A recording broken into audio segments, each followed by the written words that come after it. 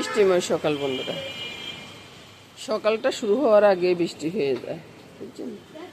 তো এটা বৃষ্টিময় সকাল, বৃষ্টিতে ধুয়ে মুছে খুব সুন্দর হয়ে যায় সকালটা। আর আকাশটা দেখুন, আকাশটা এখনো মেঘাচ্ছন্ন। সুন্দর একটা ফুল ফুটছে গাছে, কত সুন্দর লাগতেছে না গাছের ফুলটা, খুব সুন্দর লাগতেছে। এবার তো চিন্তা করবেন যে এবার ইন্দাতে কোনো ফুল গাছ নাই কেন। তো চলুন যাই, কোন বাড়িতে রাখছি ফুল গাছগুলো তা দেখি আসি।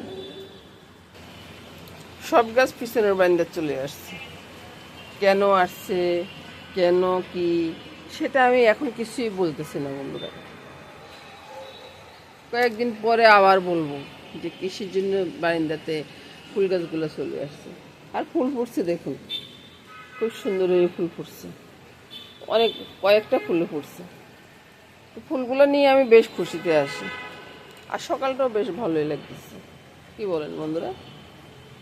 বৃষ্টিময় সকাল, প্রতিদিন যদি বৃষ্টি হয়, প্রতিদিনে যেদিন যেরকম হয় সেদিনে আমি মনে করি যে ভালো। কারণ কি লেখা, যে সকালটা তো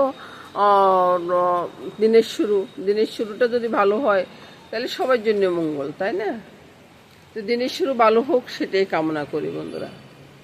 শুভ সকাল বন্ধুরা, এতক্ষণ কথা বলছি আপনারা আমাকে দেখেন নাই, এখন তো দেখলেন। শুভ সকাল। এই তো গঞ্জনা শুরু হয়ে গেছে, বুঝছেন? আজকে আবার মনসা পুজো, তো আমাদের আর তেমন কিছু নাই, আমরা শুধু একটু দুধ কলা দিব সেটাই আর কি। তো এই তো এখনই ফুলগুলো তুলবো, তো চিন্তা করলাম যে ফুলের সাথে একটু মিতালি করি। যে ফুলে ফুটুক না কেন, ফুলের সাথে মিতালি করি। ফুলের সাথে মিতালি করতে খুব ভালো লাগে না? এই তো আমার মামনি উঠে গেছে, আমার মামনি উঠে গিয়ে অনেক কাজ করে শেষ করে দিচ্ছে, অনেক কাজ করে ফেলছে। তো এবার কি করতেছে, এবার ওই যে দাদু ভাইয়ের ডিমটা করতেছে সম্ভবত। আর আমার দাদু ভাই ব্যায়াম করার জন্য দাঁড়াচ্ছে, দেখুন এই যে ব্যায়াম। অন্ধকার আসতেছে তাই না? 1 2 3 4 5 6 7 8 9 10 1 2 3 4 5 6 7 8 9 10 1 2 3 4 5 6 7 8 9 10 দিয়ে নিলাম বন্ধুরা। এবার ঠাকুর ঘরে চলে যাচ্ছে। সবগুলো ফুল কেমন লাগতেছে। এখানে শুধু আমার গাছের না, কেনা ফুলও আছে, গাছের ফুলও আছে, সব মিলিয়ে ফুলগুলো সাজিয়ে নিলাম। আজকে আর বাজারে যাওয়া হবে না, মনসা পুজোর দিন বাজারে কিছু উঠবো না।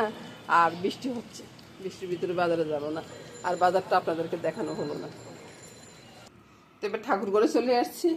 এইবার যাব, ঠাকুর পূজাটা দিব, মনসারে একটু দুধ গোলা দিব, ওই আর কি। মনসা পূজার দিন তো আর বাসা বাড়িতে এত কিছু করে না, শুধু মনসারে একটু দুধ খোলা দিই, তারপরে আমি নিজের কাজে চলে যাব। ওই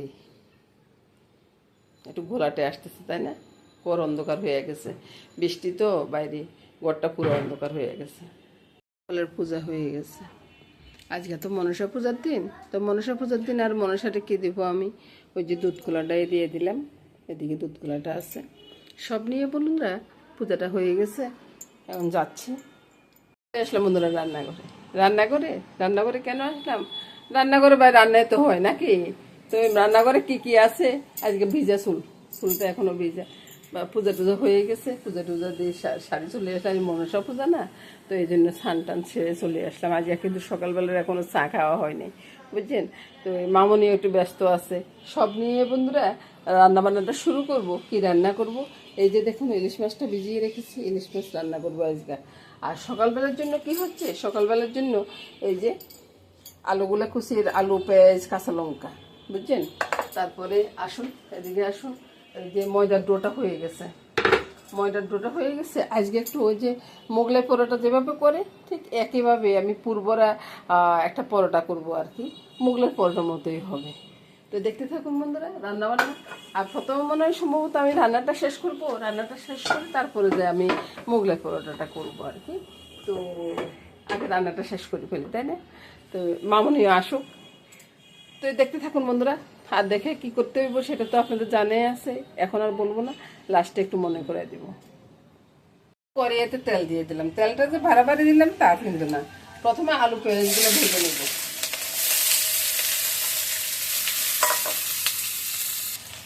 দিয়ে দিব স্বাদ অনুযায়ী নুনটা, আর একটু লাগতেছে হালকা একটু চিনি দিচ্ছি, কারণ একটু ওই যে মিষ্টি মিষ্টি হলে ভালোই লাগবে খেতে, তাই না? তো একটু হলুদও দিয়ে দিলাম।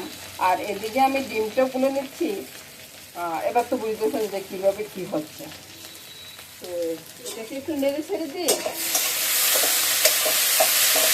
একটু ভালো ভালো হতে থাকে। এর ফাঁকে বন্ধুরা ডালটা হয়ে গেছে, বুঝছেন? আমি ডালটা নামিয়ে নিই, তারপর আর এদিকে ডিমটা ছেড়ে দিই। এবার তো চিন্তা করতেছেন কি হচ্ছে রে ভাই, কি হচ্ছে? আরে ভাই দেখুন না কি হচ্ছে।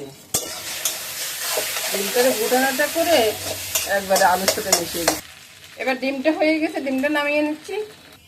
এবার বন্ধুরা ওই কালকার তরকারি রয়ে গেছে, বুঝছেন? এগুলো জাল টাল করে তারপরে আজকের জন্য মাছটা রান্না করবো। আজকে শুধু ইলিশ মাছটাই রান্না করবো, আর কিছু রান্না করবো না। রান্না করবো, পেঁয়াজটা হয়ে গেছে। তো এবারে পেঁয়াজটা প্রথমে রান্না করে ফেলি, তারপরে ইলিশ মাছটা কেটে নিয়ে আসবো। কি বুঝলেন? কিছু বুঝলেন? পেঁয়াজের ভিতরে দিয়ে দিব স্বাদ অনুযায়ী নুনটা, তারপরে হলুদটা, লঙ্কাটা। তারপরে ইলিশ মাছের ভিতরে যে কিছু দিব না তার না, ইলিশ মাছটা ভাই একটু কেটে আনতে একটু সময় লাগতেছে, তাই চিন্তা করলাম যে আগে পেঁয়াজটাই হয়ে যাক না, একবারে ভালো করে কষলে মেখে নেব। কড়াইটা গরম হয়ে গেছে, বুঝছেন? আর ভাই তেলের তো নয় এখানে। আচ্ছা, যা আছে তা দিয়ে দিই না। তারপর তেলটা গরম হয়ে গেছে, তেলটা গরম হয়ে গেলে মাখানোর পেঁয়াজটা ছেড়ে দিলাম। ছেড়ে দিয়ে এটা কষানো হতে থাকুক, ততক্ষণ ইলিশ মাছটা একবারে ধুয়ে বেছে নিয়ে আসি। পেঁয়াজগুলো একটু নিচে পোড়া পোড়া হয়ে যাক, তারপরে ইলিশ মাছগুলো দেবো।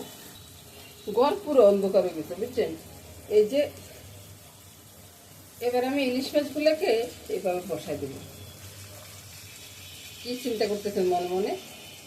ইলিশ মাছের ভিতরে যদি ডিম না থাকে, ডিমওয়ালা ইলিশ মাছের এটা টেস্ট আর থাকে না, বুঝছেন? তো ওই জন্যে আমি সবসময় চিন্তা করেছি ইলিশ মাছের ডিমটা খুলবো না, এভাবে রান্না করবো। বেশ ভালো লাগে না ইলিশ মাছের ডিমগুলো দেখতে? সবগুলো মাছ বসাই দিই। এবার যে গ্রানটা আসতেছে, একটু পেঁয়াজ পুরো গ্রান আসতেছে, ঠিক আছে? তো এবার আমি উপর থেকে ঝোলটা দিয়ে দেব। কি বুঝলেন? এখন নাড়াচাড়া করবো না, নাড়াচাড়া করলে ডিমগুলো ভেঙে যাবে। তো এবার আমি একটু গুলিয়ে দিই,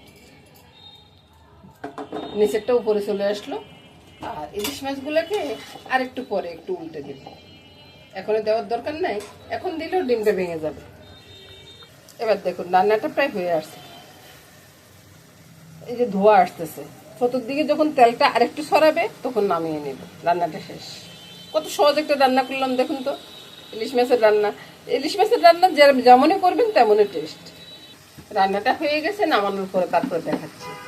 তো বন্ধুরা, ইলিশ মাছের দো পেঁয়াজি বলতে হয়, ইলিশ মাছের দো পেঁয়াজি। এবার আপনারাই বলুন, খুব সুন্দর হয়েছে না? দেখলে তো জিভে জল চলে আসতেছে, আমি আর কথা বলতে পারতেছি না বন্ধুরা। বেশি রান্না করলাম না, ডাল আর ইলিশ মাছটা রান্না করলাম, আর ভাজিটা আছে, এটা নিয়ে বন্ধুরা রান্নাটা শেষ করে দিলাম। বন্ধুরা নমস্কার, বন্ধুরা টাটা গুড বাই বলে চলে যাচ্ছি। আর বন্ধুরা লাইক শেয়ার করতে ভুলবেন না কিন্তু, যদি পারেন তো সেভ করে রাখবেন, পরে দেখতে পারেন। নমস্কার বন্ধুরা।